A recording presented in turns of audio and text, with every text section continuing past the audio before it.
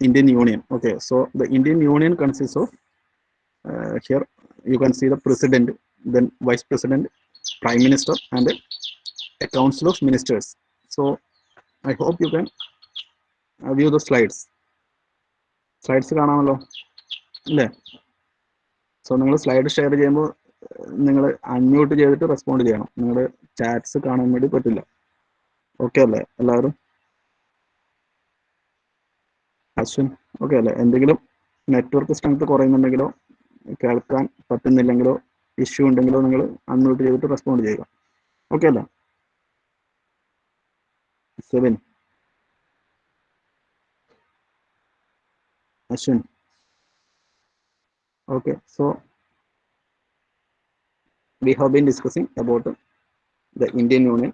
The Indian Union and the government of India are different. Okay, the government of India changes time to time. Okay, here it should be the Indian Union. Okay, so it's not the government of India; it is the Indian Union. Okay, I will correct it. But the Indian Union consists of the president, vice president, prime minister, and council of ministers. Okay, but what is government of India? Government of India constitutes the elected members. Okay, so it consists of the prime minister, then the another ministers. So ministers can be the cabinet ministers, deputy ministers, and the ministers of states. Okay, in parliament you can see three kinds of ministers. Okay, the cabinet minister, deputy minister, and the minister of states. Yesterday we have discussed. Okay, and rest of the members are considered as the members of parliament. Okay, so all these are MPs only, but these MPs are having certain other roles, just like the prime minister and the ministers. Okay, so the remaining are the private MPs. Okay, so we call them as the private members. Okay, so the members other than the ministers are the private members. Okay, so all these members constitute the Lok Sabha. Okay, so and you can see there is a Rajya Sabha also. So both this Lok Sabha, Rajya Sabha, and the president of India. Okay, Lok Sabha, Rajya Sabha, and the president of India. Collectively, these three are called as the Parliament of India. Okay, Indian Parliament means the president, the Lok Sabha, and Rajya Sabha. Okay, so other than this Parliament, we can have the Union of India and the Government of India. Okay, the Union of India means it consists of all the president, vice president, prime minister, and council of ministers. Okay, and the union will be the same, but the government is changes time to time. Okay, the governments will change once there is an election. Okay, after the election, a new government is formed, but the Indian Union remains the same. Okay, that is the difference. And the head of the Indian Union is the president. Okay, Indian Union the president, Indian Union the head president ആണെങ്കിലും Indian ഗവൺമെന്റിന്റെ head prime minister ആയിരിക്കും. Difference മനസ്സിലായില്ലേ? Anyone difference മനസ്സിലായില്ലേ? Amina. So Indian union ആണെങ്കിൽ head president and Indian government ആണെങ്കിൽ head prime minister. നിങ്ങളൊന്ന് respond ചെയ്യട്ടോ, unmute ചെയ്തിട്ടായാലും. ഇല്ലെങ്കിൽ നിങ്ങൾ എവിടെ ഉണ്ടോന്ന് പോലും നമുക്ക് ഡൗട്ട് തോന്നും. ഓക്കെ, സോ യെസ്,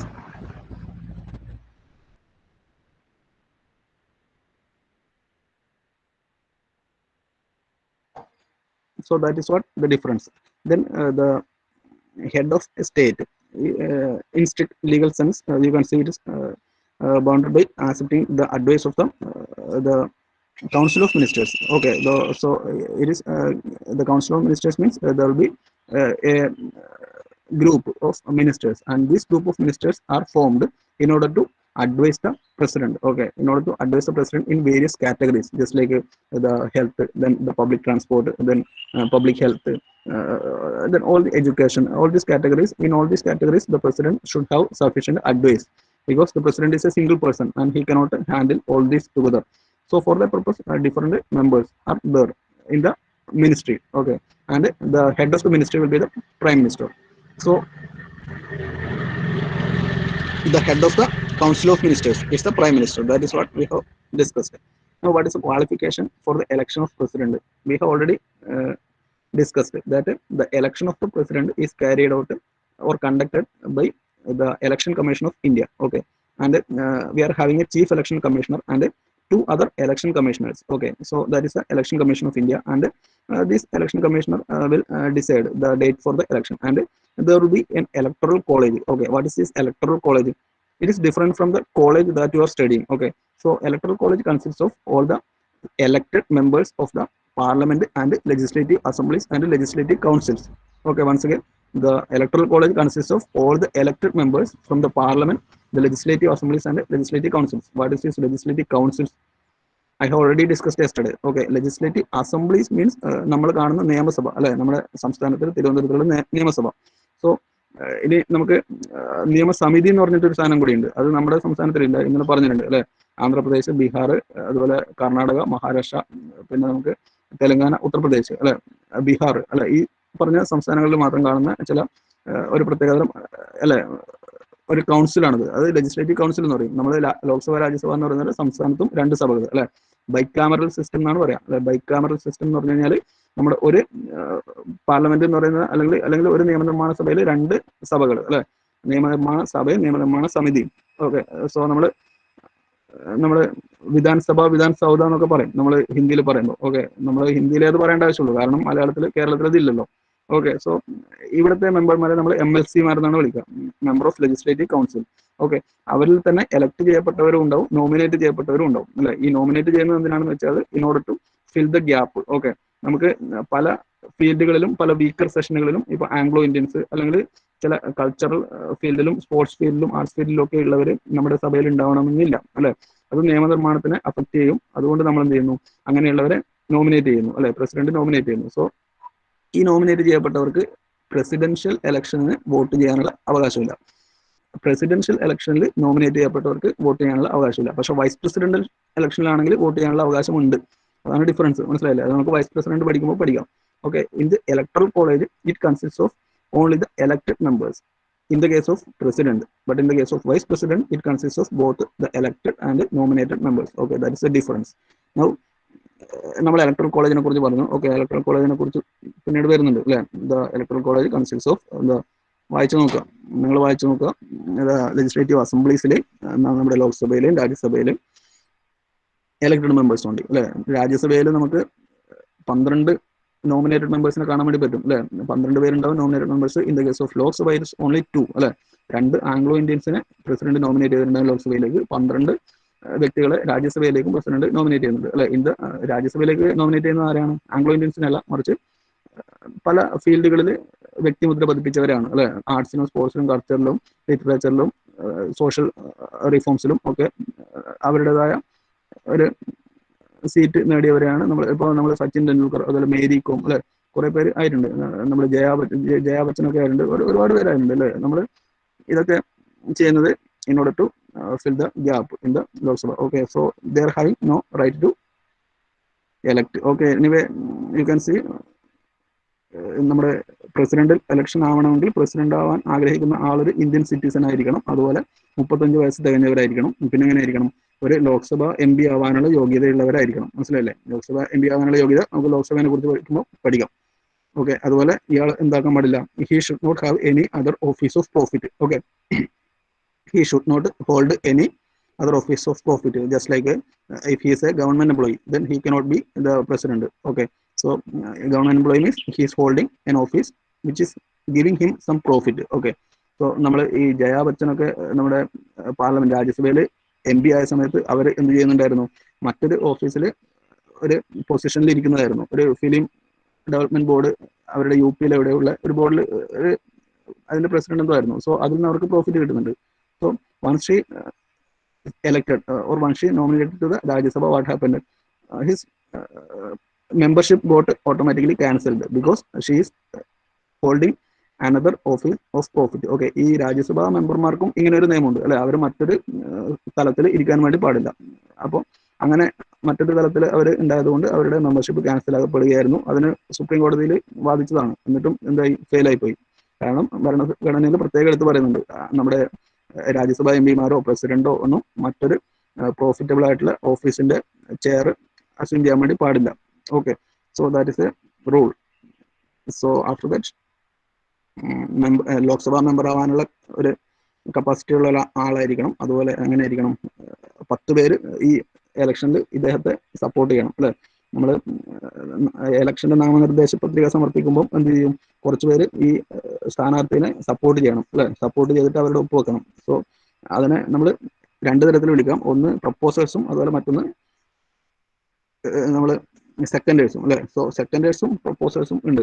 നമ്മുടെ പിന്തുണ പ്രഖ്യാപിക്കുന്നവർ തന്നെ രണ്ട് തരത്തിലുണ്ട് അല്ലെ. 10 പേര് പ്രപ്പോസേഴ്സ് ആയിട്ട് വേണം, പിന്നെ ഒരു 10 പേര് സെക്കൻഡേഴ്സ് ആയിട്ടും വേണം. സോ അത് മാത്രം പോരാ, ഒരു 15,000 റുപ്പീസ് അത് ടൈം ടു ടൈം വേരി ചെയ്യും കേട്ടോ. നമ്മൾ ഇപ്പോൾ 15,000 ആണ്, കുറച്ച് കഴിഞ്ഞാൽ അത് മാറും. ഓക്കെ, സോ അത്രയും റുപ്പീസ് അവിടെ കെട്ടി വെക്കണം അല്ലെ, പ്രസിഡൻഷ്യൽ ഇലക്ഷന് വേണ്ടിയിട്ട്. സോ അത് ഈ വോട്ട് ചെയ്യപ്പെട്ട എണ്ണത്തിന്റെ 1/6 വോട്ട് സ്ഥാനാർത്ഥിക്ക് കിട്ടുന്നില്ലെങ്കിൽ ആ കെട്ടിവെച്ച തുക നഷ്ടപ്പെടും. മനസ്സിലായില്ലേ?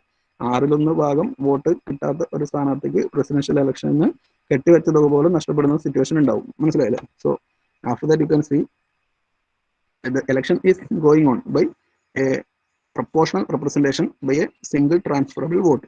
എന്താണ് proportional representation by a single transferable vote? PR, SPR എന്ന് പറയും അല്ലെ, proportional representation by a single transferable vote. So here the people are not going directly and voting. Okay, നമ്മൾ നേരിട്ട് പോയിട്ട് പ്രസിഡന്റിനെ വോട്ട് ചെയ്ത് വിജയിപ്പിക്കുന്നതല്ല അല്ലെ. പിന്നെന്താണ്, നമ്മൾ എലക്ട് ചെയ്തെടുത്ത നമ്മുടെ MLA മാരും നമ്മുടെ MP മാരുമാണ് നമുക്ക് വേണ്ടിയിട്ട് അവർ വോട്ട് ചെയ്യുന്നത് അല്ലെ. So based on our population in our constitution, the value for the vote will change from MLA to MLA. Okay, so if our constituency is having a lesser population, then our MLA will have a lesser value for his vote. Okay, അതായത് ഓരോ MLA-ക്കും അവരുടെ വോട്ടിന് ഓരോ value ആണ്. നമ്മുടെ എല്ലാവരുടെയും വോട്ടിന് ഒരു സിംഗിൾ വാല്യൂ ആണ് അല്ലെ. നമ്മളിനി എത്ര വലിയ പ്രസിഡന്റ് ആയാലും സാധാരണക്കാരനായാലും എല്ലാവർക്കും ഓരോ വോട്ട് ചെയ്യാനേ അധികാരമുള്ളൂ അല്ലെ, നിയമസഭയിലായാലും ലോക്സഭയിലായാലും. പക്ഷെ നിയമസഭയിലായാലും ലോക്സഭയിലായാലും പഞ്ചായത്ത് ഇലക്ഷൻ ആയാലും പോലും ഒറ്റ വോട്ടേ ഉള്ളൂ അല്ലെ ഓരോരുത്തർക്കും അല്ലെ. പഞ്ചായത്ത് ഇലക്ഷന് 3 വോട്ട് ഉണ്ടെന്ന് പറയും, പക്ഷെ 3 പഞ്ചായത്തിലേക്കാണ് അല്ലെ. സോ അങ്ങനെ വരുമ്പോൾ സിംഗിൾ വോട്ടാണ്. പക്ഷെ ഇവിടെ എങ്ങനെയാണ്, അത് ഒരു റെപ്രസെന്റേറ്റീവ് വോട്ടാണ്. അതിന്റെ തന്നെ value will vary based on the population of the constituency. Okay, in which the MLA belongs to. മനസ്സിലാകുന്നുണ്ടെന്ന് പ്രതീക്ഷിക്കുന്നു അല്ലെ. സോ അങ്ങനെ തന്നെ ആണെങ്കിലും ഇത് എങ്ങനെയാണ്, ഒരു ഇൻഡയറക്റ്റ് ഇലക്ഷൻ ആണ് അല്ലെ. എന്റെ വോട്ട് എന്റെ MLA ചെയ്യുന്നു, ഞാൻ നേരിട്ട് ചെയ്യുന്നതല്ല. അപ്പോൾ ഡയറക്റ്റ് അല്ല, ഇൻഡയറക്റ്റ് ആണ്. സോ അതാണ് proportional representation by single transferable vote. Vote transferable ആണ് അല്ലെ, നേരിട്ട് ചെയ്യുന്നതല്ല, ട്രാൻസ്ഫർ ആയിട്ടാണ് അത് പോകുന്നത്. സോ അതാണ് ഇതിന്റെ ഇലക്ഷന്റെ പ്രത്യേകത. അങ്ങനെ എലക്ട് ചെയ്തപ്പെട്ട് പ്രസിഡന്റ് നമ്മുടെ മുന്നിൽ എത്തുന്നു അല്ലെ. സോ ആർട്ടിക്കിൾ 61 എന്നാണ് പറയുന്നത്. യെസ്റ്റർഡേ പറഞ്ഞിട്ടുണ്ട്, it is a impeachment. Okay, the president can be impeached from his office if he is found to be having some malpractices or some disloyalty towards the Indian constitution.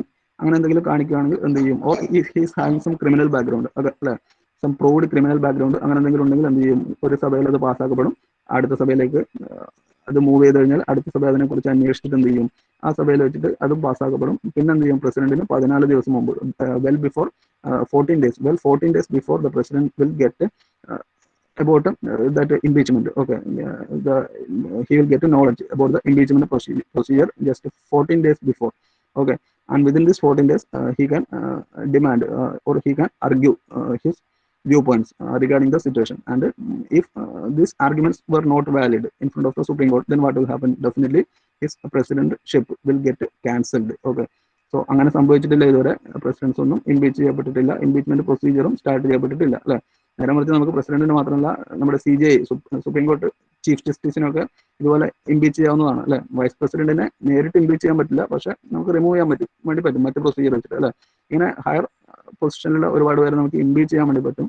So ഹൈക്കോടതി ജഡ്ജിമാരെ, supreme കോടതി ജഡ്ജിമാരൊക്കെ impeach ചെയ്തിട്ടാണ് നമ്മൾ പുറത്താക്കേണ്ട സാഹചര്യത്തിൽ പുറത്താക്കുന്നത് അല്ലെ.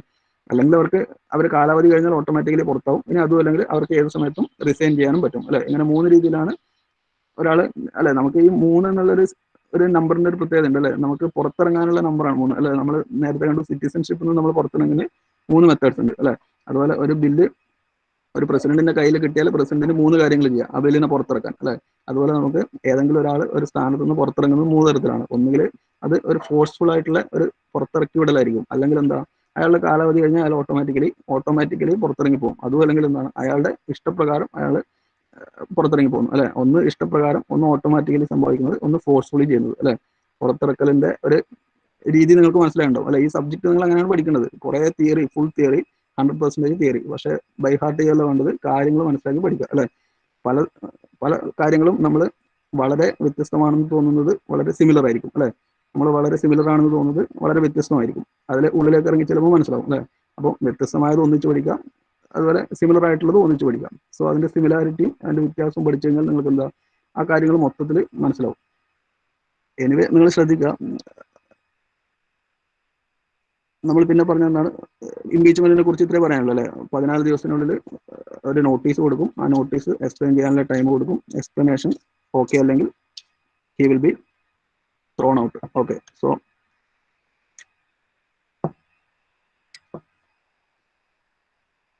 this notice must be passed in the Sabha, in the Lok Sabha and Rajya Sabha by a, an absolute majority. Okay, what is this absolute majority? We are having different majorities, just like absolute majority, then simple majority, then efficient majority. So all these majorities will be discussed once you are studying the Lok Sabha. Okay, so ഇപ്പോൾ നിങ്ങൾ just പഠിക്കേണ്ട majority ഏത് majority ആണ്? നമ്മുടെ പ്രസിഡന്റിനെ remove ചെയ്യാനുള്ള majority 2/3 of the total members of the house അല്ലെ. അതായത് മൊത്തത്തിലുള്ള അംഗസംഖ്യയുടെ മൂന്നിൽ രണ്ട് ഭാഗം. ഓക്കെ, മൊത്തത്തിലുള്ള അംഗസംഖ്യയുടെ മൂന്നിൽ രണ്ട് ഭാഗം. ഇതിൽ മൊത്തത്തിലുള്ള അംഗസംഖ്യ എന്നും പറയാം, അതുപോലെ മെമ്പേഴ്സ് പ്രസന്റ് ആയിട്ടുള്ള നമ്പർ എന്നും പറയാം അല്ലെ. അത് നമുക്ക് ആ സമയത്ത് പറയാം. Okay, so charges are investigated by the second house. Okay, അത് നമ്മൾ പറഞ്ഞു അല്ലെ. 2/3 മെജോറിറ്റി ആണ് ഇവിടെ വേണ്ടത്, അത് ശ്രദ്ധിക്കുക അല്ലെ. ആബ്സലൂട്ട് മെജോറിറ്റി എന്ന് പറയാം. So then the president stands removed. Okay, നമ്മൾ പവേഴ്സ് ഓഫ് പ്രസിഡന്റ് പറഞ്ഞിട്ടുണ്ട്, ജസ്റ്റ് ഒന്ന് നോക്കുക. Executive powers, legislative powers, financial powers, judicial, military, diplomatic and emergency powers. Okay, നമ്മൾ എക്സിക്യൂട്ടീവ് പവേഴ്സ് എന്ന് പറയുന്നത് എന്താണ്? President is the head of the executive. Okay, so നമ്മൾ executives ആരൊക്കെയാണെന്ന് last ക്ലാസ്സിൽ പറഞ്ഞിട്ടുണ്ട് അല്ലേ. നമ്മളതിന്റെ ആ ഒരു സ്ട്രാറ്റജി, ഒരു ഫ്ലോ ചാർട്ട് പഠിച്ചിട്ടുണ്ട്. സോ ഇതിന്റെ എല്ലാം ഹെഡ് പ്രസിഡന്റ് ആണ്, നോ ഡൗട്ട്, ഡൗട്ട് ഇല്ലല്ലോ. ഈ അപ്പോയിന്റ് കീ പോസ്റ്റ് അല്ലെ, ഏതെല്ലാം പോസ്റ്റുകളാണ് അപ്പോയിന്റ് ചെയ്യുന്നത് വളരെ വളരെ ഇമ്പോർട്ടന്റ് ആണ്. നമുക്ക് മോസ്റ്റ് പോയിന്റ് കാണാൻ പറ്റുന്നുണ്ടോ അല്ലെ. So here you can see the prime minister and the council of ministers അല്ലെ. കൗൺസിൽ ഓഫ് മിനിസ്റ്റേഴ്സ് എന്ന് പറയുന്നത് COM on the advice of the governors of the state അല്ലെ. നമ്മൾ സംസ്ഥാനത്ത് ഗവർണേഴ്സിനെ അപ്പോയിന്റ് ചെയ്യുന്നതും ആരാണ്? പ്രസിഡന്റ് തന്നെയാണ്. ഓക്കെ, സോ അതുപോലെ യൂണിയൻ ടെറിട്ടറീസ് ആണെങ്കിലോ, യൂണിയൻ ടെറിട്ടറീസ് നമുക്ക് ലഫ്റ്റനന്റ് ഗവർണർമാരും അതുപോലെ ചീഫ് കമ്മീഷണർമാരും ഉണ്ടാവുക അല്ലെ. നമുക്ക് ലഫ്റ്റനന്റ് ഗവർണർമാരും അഡ്മിനിസ്ട്രേറ്റർമാരും അല്ലെ. നമ്മൾ സംസ്ഥാനങ്ങളിൽ ഗവർണറും അതുപോലെ മുഖ്യമന്ത്രിയുമാണ് ഉണ്ടാവുക അല്ലെ. യൂണിയൻ ടെറിട്ടറീസിലാണെങ്കിലോ അവിടെ ലഫ്റ്റനന്റ് ഗവർണർമാരും അതുപോലെ അഡ്മിനിസ്ട്രേറ്റർമാരുമാണ് ഉണ്ടാവുക അല്ലെ. അവരെയും അപ്പോയിന്റ് ചെയ്യുന്നത് ആരാണ്?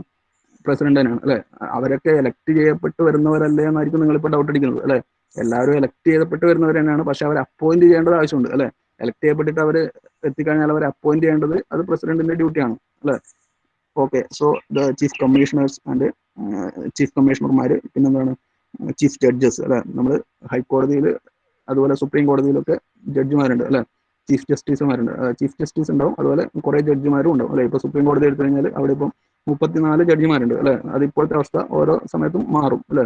സോ ആ 34 ജഡ്ജിമാരിൽ ഏറ്റവും സീനിയർ ആയിട്ടുള്ള ജഡ്ജി ആയിരിക്കും അവിടുത്തെ ചീഫ് ജസ്റ്റിസ്. ഓക്കെ, സോ ഇവരൊക്കെ അപ്പോയിന്റ് ചെയ്യുന്നത് ആരാണ്? പ്രസിഡന്റ് ആണ്. So on the advice of the prime minister, അത് പറയണ്ടല്ലോ, എല്ലാം പ്രൈം മിനിസ്റ്റർ ആണ് തീരുമാനിക്കുന്നത്.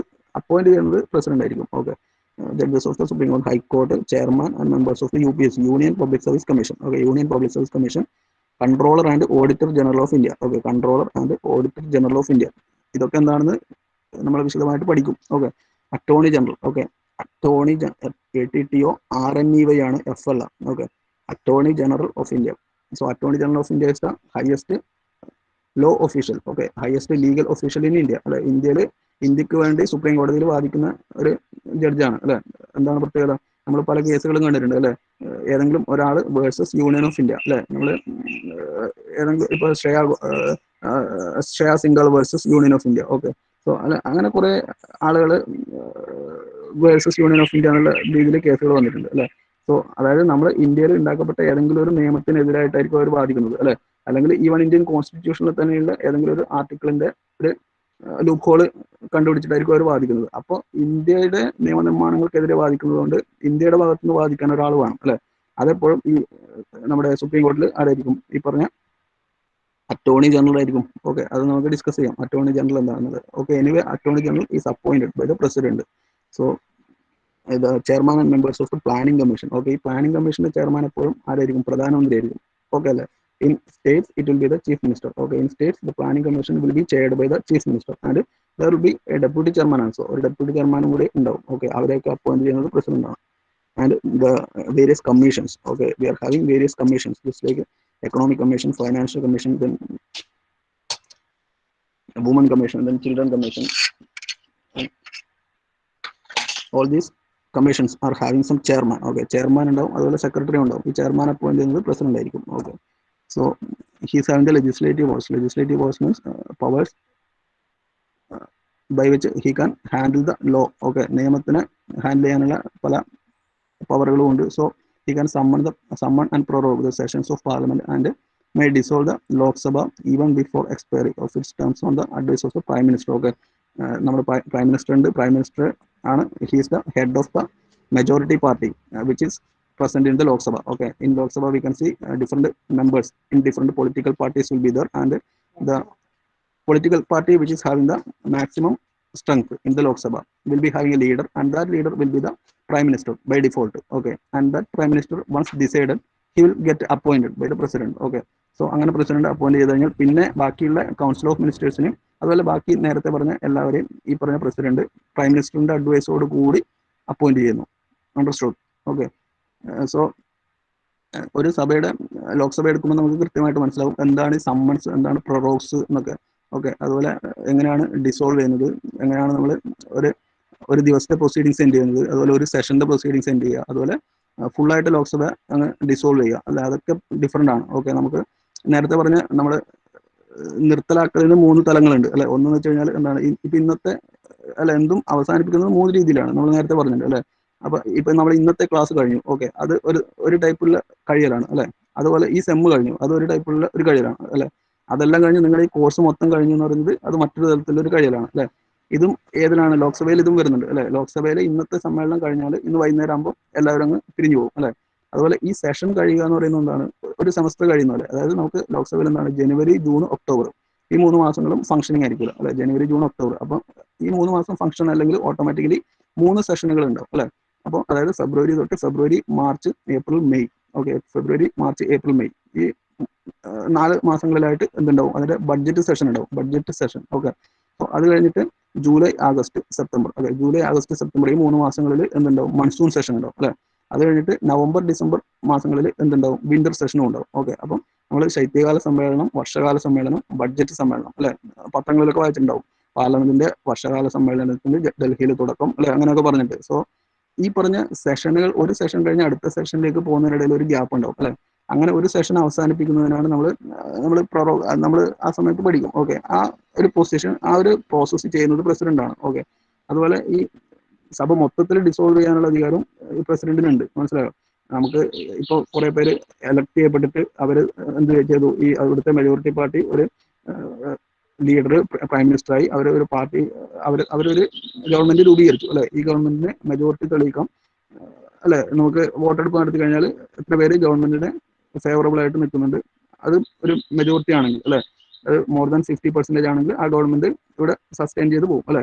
അപ്പോൾ ഓപ്പോസിഷൻ പാർട്ടിയിൽ കുറച്ച് പേരുണ്ടാവും അല്ലെ, അവർക്ക് നമ്മുടെ ഗവൺമെന്റിൽ കോൺഫിഡൻസ് കുറവാണെങ്കിൽ അവർക്ക് എന്ത് ചെയ്യാം, അവിശ്വാസ പ്രമേയം കൊണ്ടുവരാം അല്ലെ, നോ കോൺഫിഡൻസ് മോഷൻ കൊണ്ടുവരാം അല്ലെ. No confidence motion is a motion അല്ലെ. മോഷൻ എന്ന് പറയുന്നത് പാർലമെന്റിലെ ഒരു പ്രൊസീജിയർ അല്ലെ. പാർലമെന്റിൽ ഇങ്ങനെ കുറെ പ്രൊസീജിയേഴ്സ് ഉണ്ട്, നമ്മൾ ഡിസ്കസ് ചെയ്യും. So if that opposition members introduce a no confidence motion towards the parliament, then what will happen?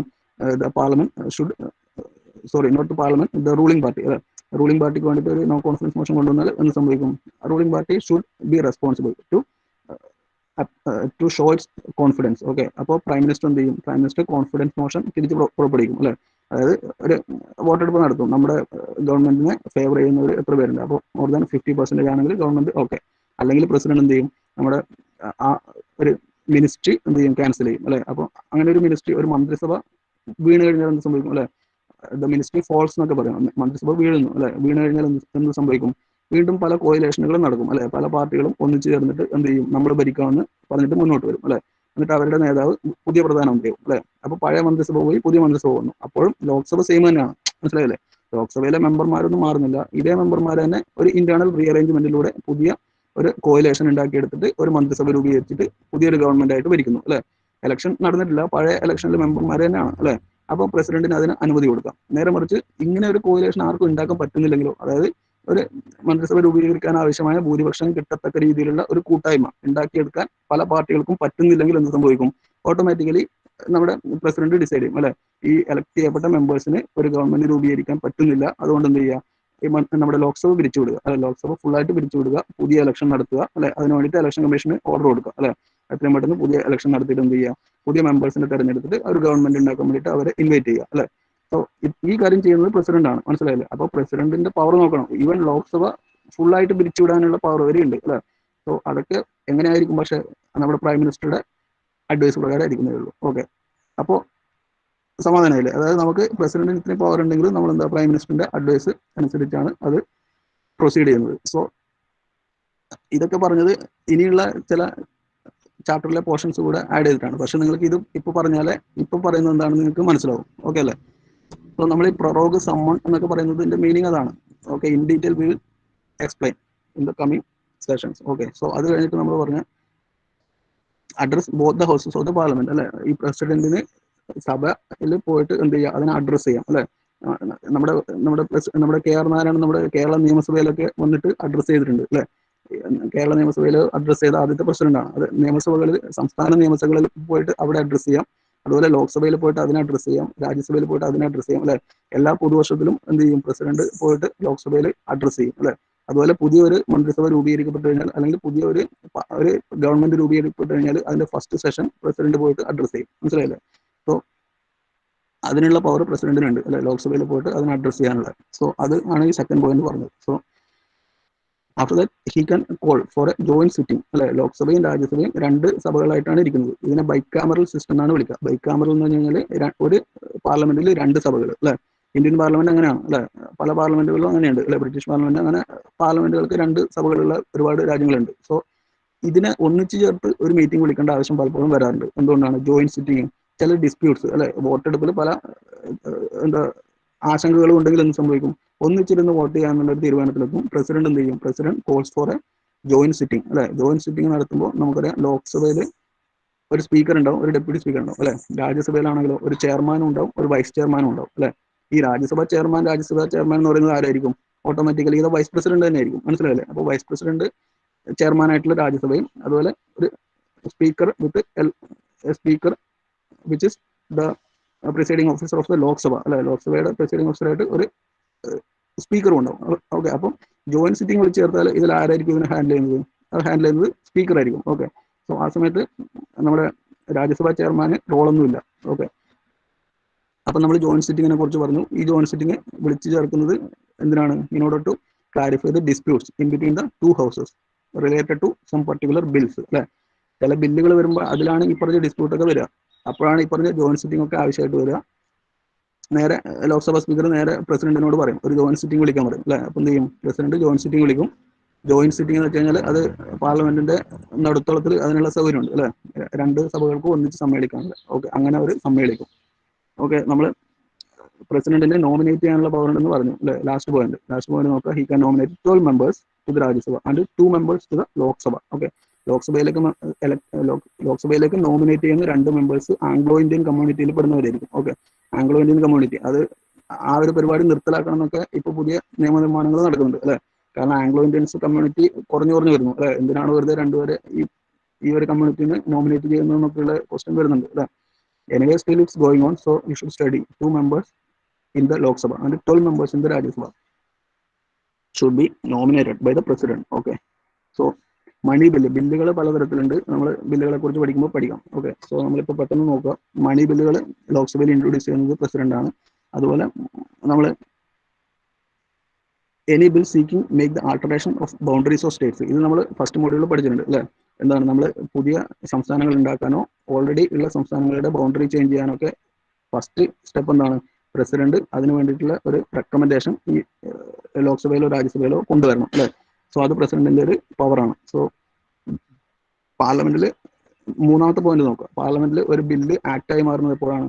A bill becomes act only if it gets the sign from the president. Okay, so ഈ പ്രസിഡന്റിന് ഒപ്പുവെക്കണമെങ്കിൽ എന്ത് സംഭവിക്കണം? ലോക്സഭയിലും രാജ്യസഭയിലും പാസ്സായിട്ടുള്ള bill പ്രസിഡന്റിന്റെ മുന്നിലെത്തണം അല്ലെ? President is having 3 rights. Okay, ഇത് നമുക്ക് ഒന്നുകിൽ പ്രസിഡന്റിന് അത് ഒപ്പുവെക്കാം അല്ലെ? ഒപ്പുവെക്കുന്നത് ഒരു രീതിയിൽ ചെയ്യാൻ പറ്റും, ഒപ്പുവെക്കാതിരിക്കുന്നത് നമുക്ക് 3 രീതിയിൽ ചെയ്യാം അല്ലെ? അത് റിജക്ട് ചെയ്യാം, അത് റിജക്ട് ചെയ്തിട്ട് ഒപ്പുവെക്കുന്നില്ല എന്ന് പറഞ്ഞിട്ട് തിരിച്ചുവിടാം, അല്ലെങ്കിൽ എന്ത് ചെയ്യാം, അത് കുറച്ച് കാലത്തേക്ക് പഠിച്ചിട്ട് ഒപ്പുവെക്കാന്നുള്ള രീതിയിൽ പറയാം. അതും അല്ലെങ്കിൽ എന്ത് ചെയ്യാം, അത് ജസ്റ്റ് അവിടെ തന്നെ വെക്കാം അല്ലെ? പ്രത്യേകിച്ച് അതിൽ ആക്ഷൻ ഒന്നും എടുക്കാതെ അവിടെ വെക്കാം അല്ലെ? അതായത് 3 രീതിയിൽ. ഒന്ന് അല്ലെ, പ്രസിഡന്റിന്റെ വീറ്റോ പവർ എന്നാണ് ഇതിനെ പറയാം അല്ലെ? ഒരു പ്രസിഡന്റിന് ഒരു ബില്ല് ഒപ്പ് വെക്കാതിരിക്കാൻ 3 തരത്തിൽ ചെയ്യാം അല്ലെ? എല്ലാത്തിനും നെഗറ്റീവ് ആണെങ്കിൽ അത് മൂന്ന് തരത്തിൽ അല്ലെ, ഒപ്പ് വെക്കുന്നത് ഒരു തരത്തിൽ, ഒപ്പ് വെക്കാതിരിക്കുന്ന ഒന്നുകിൽ അത് അവിടെ തൽക്കാലത്തേക്ക് വെക്കുക, അതിനെക്കുറിച്ച് അഭിപ്രായമൊന്നും പറയാതെ, അല്ലെങ്കിൽ എന്ത് ചെയ്യുക, അത് അതിനെക്കുറിച്ച് ഒരു പഠനം നടത്തിയിട്ട് ഒപ്പ് വെക്കണം വേണ്ടത് തീരുമാനിക്കുക, അതും അല്ലെങ്കിൽ ഒപ്പ് വെക്കാതിരിക്കുക. ഓക്കെ, സോ ഈ പവർ വീറ്റോ പവർ എന്ന് പറയും. സോ നമ്മൾ പഠിച്ചിട്ടുണ്ട് 111 അല്ലെ, ആർട്ടിക്കിൾ 111 ആണ് വീറ്റോ പവർ. ഓക്കെ, സോ ആ പവറാണ് ഇപ്പോൾ ഇവിടെ പറഞ്ഞത്. സോ ഇതിന് മറ്റൊരു വശം കൂടിയുണ്ട്. ഇതേ ബില്ല് പ്രസിഡന്റ് ഒപ്പുവെക്കാതിരിക്കുന്ന സമയത്ത് പാർലമെന്റിൽ വീണ്ടും സെയിം ബില്ല് അവതരിപ്പിക്കപ്പെട്ടു, മനസ്സിലാവും. അതായത് ലോക്സഭയിൽ വീണ്ടും ഇതേ ബില്ല് ഒന്നുകൂടെ അവതരിപ്പിക്കപ്പെട്ടു, അത് പാസ്സായിട്ട് വീണ്ടും രാജ്യസഭയിലേക്ക് പോയി, അത് വീണ്ടും കറങ്ങി തിരിഞ്ഞ് പ്രസിഡന്റിന്റെ അടുത്ത് തന്നെ എത്തി, അല്ലെ, രണ്ടാമത്തെ പ്രാവശ്യം. ഇങ്ങനെ രണ്ടാമത് വന്നു കഴിഞ്ഞാൽ president is having no other choice other than signing on the bill. Okay, president നിർബന്ധമായിട്ട് അതിൽ സൈൻ ചെയ്തോളാം, അതൊരു ആക്ടായി മാറും, അല്ലെ, രണ്ടാമത്തെ തവണ ഇങ്ങനെ സംഭവിച്ചാൽ. ഓക്കെ, സോ ഫൈനാൻഷ്യൽ പവേഴ്സ് നോക്കുക. No money bill can be introduced in parliament. Money ബില്ലുകളെ കുറിച്ച് പറയുമ്പോൾ പാർലമെന്റിൽ മണി ബില്ല് കൊണ്ടുവരുന്നത്, അല്ലെ, ലോക്സഭയിൽ മാത്രമാണ് മണി ബില്ല് കൊണ്ടുവരാൻ വേണ്ടി പറ്റുക. ഓക്കെ, രാജ്യസഭയിലല്ല. ഓക്കെ, അത് പ്രസിഡന്റിന്റെ റെക്കമെൻഡേഷനോട് കൂടി ആയിരിക്കണം. സോ ആനുവൽ ബഡ്ജറ്റ് പ്ലേസ് ചെയ്യുന്നത് ആരാണ്? ഫൈനാൻസ് മിനിസ്റ്റർ ആണ് ഇത് പ്ലേസ് ചെയ്യുക. ഒന്നുകിൽ ഫൈനാൻസ് മിനിസ്റ്റർ അല്ലെങ്കിൽ പ്രൈം മിനിസ്റ്റർ, അല്ലെ, രണ്ടുപേർക്കും ബഡ്ജറ്റ് അവതരിപ്പിക്കാം. ഓക്കെ, അവര് പ്രസിഡന്റിന്റെ പേരിലാണ് ലോക്സഭയിൽ ഈ ബഡ്ജറ്റ് അവതരിപ്പിച്ചിട്ട് സബ്മിറ്റ് ചെയ്യുന്നത്. ഓക്കെ, ഫൈനാൻസ് കമ്മീഷൻ എന്ന് പറഞ്ഞൊരു കമ്മീഷൻ ഉണ്ട്, നമ്മൾ പഠിക്കും. 5 വർഷമാണ് കാലാവധി, അപ്പോയിന്റ് ചെയ്യുന്നത് പ്രസിഡന്റ് ആണ്. ഓക്കെ, ജുഡീഷ്യൽ പവേഴ്സ് നോക്കുക. പാർഡനിങ് പവർ മനസ്സിലായല്ലേ? വധശിക്ഷ ഇളവ് പ്രഖ്യാപിക്കാനുള്ള അധികാരം ആർക്കുണ്ട്? പ്രസിഡന്റിനുണ്ട്, അല്ലെ. അപ്പോൾ ഈ വധശിക്ഷ വിധിക്കപ്പെട്ട ആൾ എന്ത് ചെയ്യും? ഒരു മേഴ്സി പെറ്റീഷൻ, അല്ലെ, ഒരു ദയാഹർജിയും കൊണ്ട് പോകും. എന്നിട്ട് ഇങ്ങനെ വധിക്കപ്പെടാൻ ചാൻസ് ഉണ്ട്, ഒന്ന് സംരക്ഷിക്കണം എന്നൊക്കെ പറഞ്ഞു കഴിഞ്ഞാൽ പ്രസിഡന്റ് എന്ത് ചെയ്യും? ചിലപ്പോൾ പാർഡൻ ചെയ്യും, അല്ലെ. സോ അങ്ങനെ സംഭവിച്ചിട്ടുണ്ട് പലതരത്തിൽ, അല്ലെ. എക്സാമ്പിൾസ് ഉണ്ട്, നിങ്ങൾ വായിച്ചു നോക്കിയാൽ മനസ്സിലാവും. So even in Kerala, okay, so he can commute even death sentence, അല്ലെ, വധശിക്ഷ വരെ എന്ത് ചെയ്യാൻ വേണ്ടി പറ്റും? ചുരുക്കാൻ വേണ്ടി പറ്റും. President is not answerable before any court. ഏത് കോടതിയിലും എന്ത് ചെയ്യാം? പ്രസിഡന്റിന് വിചാരണ നേരിടേണ്ട ആവശ്യമില്ല, അല്ലെ. അതിനു മുമ്പേ പ്രസിഡന്റ് ഇംപീച്ച് ചെയ്യപ്പെട്ടിട്ടുണ്ടാവും, അല്ലെ. അതാണ് ഇംപീച്ച്മെന്റിന്റെ പവർ. സോ പ്രസിഡന്റ് എന്നുള്ള ആ ഒരു പോസ്റ്റിൽ ഇരിക്കുമ്പോൾ അദ്ദേഹത്തിന് എന്ത് ചെയ്യുക? ഒരു ക്രിമിനൽ കേസും വരില്ല, അതുപോലെ ഒരു കോടതിയിലും വിചാരണ നേരിടേണ്ട, അതുപോലെ ഒരു നിയമത്തിന്റെ ഒരു പണിഷ്മെന്റും അദ്ദേഹത്തിന്റെ പേരിൽ വരില്ല. മറിച്ച് ഇംപീച്ച്മെന്റ് ആയിരിക്കും ഫസ്റ്റ് വരിക, അത് കഴിഞ്ഞിട്ട് ബാക്കിയുള്ള പണിഷ്മെന്റ് പിറകെ വരും, മനസ്സിലായില്ലേ? കാരണം എന്താണ്? നമുക്ക് ഈ പ്രസ്റ്റീജിയസ് ആയിട്ടുള്ള ഒരു പൊസിഷനിൽ ഇരിക്കുന്ന ആ പൊസിഷനോട് ഒരു ബഹുമാനം ഉണ്ട്, അല്ലെ. അപ്പൊ അത് എന്ത് ചെയ്യാൻ വേണ്ടി പാടില്ല? അതിന് പേരിൽ ക്രിമിനൽ കുറ്റങ്ങൾ കൊടുത്തിട്ട് അതിനെ ആ ഒരു പൊസിഷന് നമ്മൾ ടാർണിഷ് ചെയ്യാൻ പാടില്ല. അതുകൊണ്ട് എന്ത് ചെയ്യുന്നു? ആദ്യം ഇംപീച്ച്മെന്റ് നടത്തുന്നു. യെസ്, മിലിറ്ററി പവേഴ്സ് നോക്കുക. He's the commander of the defence forces, അല്ലെ. നമുക്ക് കരസേന, വ്യോമസേന, നാവികസേന, അല്ലെ, നമ്മുടെ ഇന്ത്യൻ ആർമി, അതുപോലെ ഇന്ത്യൻ നേവി, അതുപോലെ എയർഫോഴ്സ്, ഇതിന്റെയൊക്കെ ചീഫ് കമാൻഡേഴ്സ് ഉണ്ടാവും ടോപ്പ് മോസ്റ്റ് പൊസിഷനിൽ. അവർക്കും മേലെയാണ് ആരാണ്? നമ്മുടെ പ്രസിഡന്റ് എന്ന് പറയുന്നത്, മനസ്സിലായില്ലേ? സോ പ്രസിഡന്റിന് വാർ ഡിക്ലെയർ ചെയ്യാനുള്ള അവകാശമുണ്ട്, അതുപോലെ വാർ എൻഡ് ചെയ്യാനുള്ള അവകാശമുണ്ട്, മനസ്സിലായില്ലേ? സോ അതെല്ലാം നമ്മൾ പ്രസിഡന്റ് പ്രൈം മിനിസ്റ്ററിന്റെ അഡ്വൈസോട് കൂടെ ചെയ്യും. ഓക്കെ, അതുപോലെ ഡിപ്ലോമാറ്റിക് പവേഴ്സ്, നമ്മൾ മറ്റ് രാജ്യങ്ങളിലേക്കുള്ള നയതന്ത്രജ്ഞന്മാർ, അല്ലെ, ഡിപ്ലോമാറ്റുകൾ, അല്ലെ, അതുപോലെ അംബാസഡർമാർ. സോ ഇവരൊക്കെ അപ്പോയിന്റ് ചെയ്യുന്നത് പ്രസിഡന്റ് ആണ്. സോ നല്ല രീതിയിൽ ഇംഗ്ലീഷ് ഹാൻഡിൽ ചെയ്യാൻ പറ്റുന്നവരും, അതുപോലെ നല്ല നയതന്ത്ര ബുദ്ധിയുള്ളവരും, അല്ലെ, നമ്മുടെ KR നാരായണനൊക്കെ ഉണ്ട്, അല്ലെ, president. So he was very good diplomat, നല്ലൊരു നയതന്ത്രജ്ഞനായിരുന്നു. ഇതിനു മുമ്പ് മ്യാൻമർ അങ്ങനെയുള്ള ഒരുപാട് രാജ്യങ്ങളിൽ നയതന്ത്രജ്ഞനായിട്ട് വർക്ക് ചെയ്തിട്ടുണ്ട്. അങ്ങനെ ഒരുപാട് പേരുണ്ട്, അല്ലെ.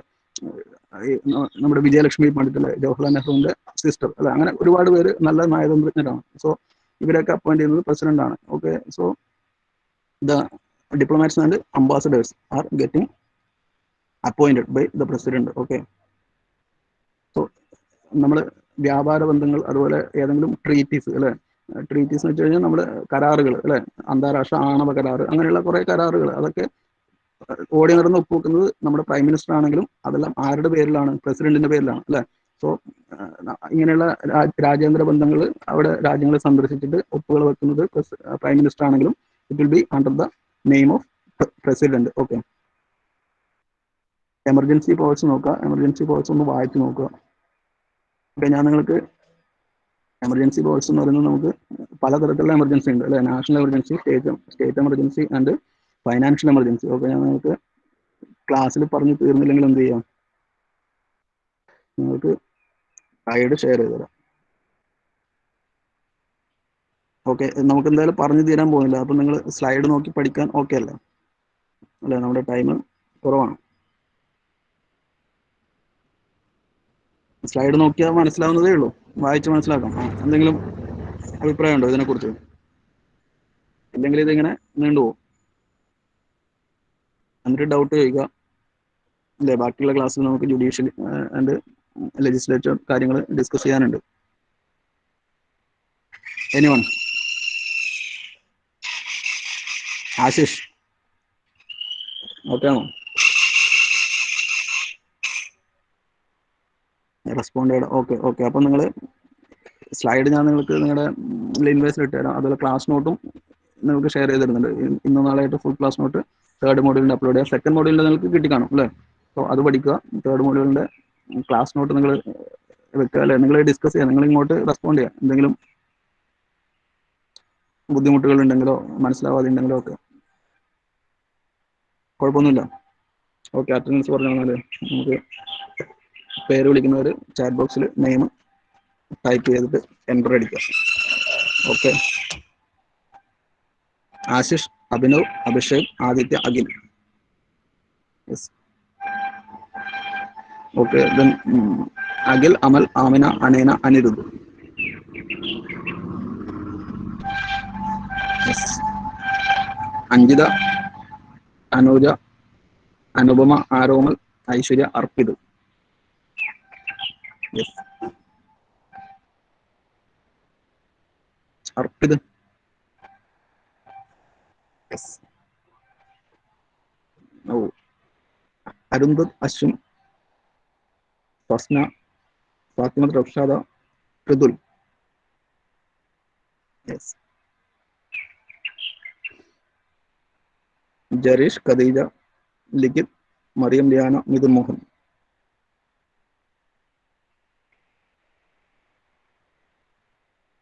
Mariyam Liyana absent. Okay. Present. Then Mithun present. Muhammed Naseef, Muhammed Razi, Muhammed Minaj, Muhammed Nihal, Muhammed Salih. Yes. Muhammad Minaj. Yes, Minaj. Okay. No. Anuja present. Okay. Muhammed Razi absent. Yes. No. Muhammed Shafeeq, Nabeel Nisar, Nabeel Naseer, then Nanda, Nanditha, Nived. Okay. Razi present. Okay. Nooha present. Then Prince, Rishikesh, Rishin, Rithik. Yes. Rohith, Safeel, Sankeerthana, Sarang, Sajal.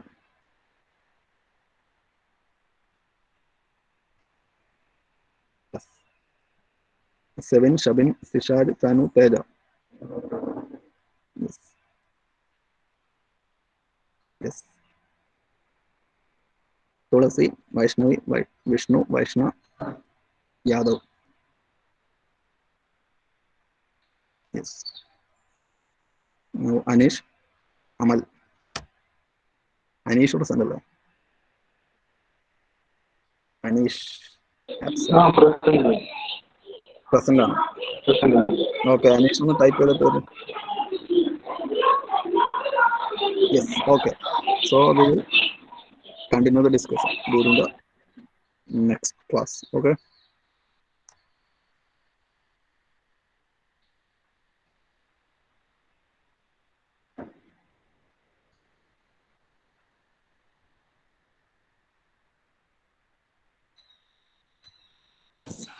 No.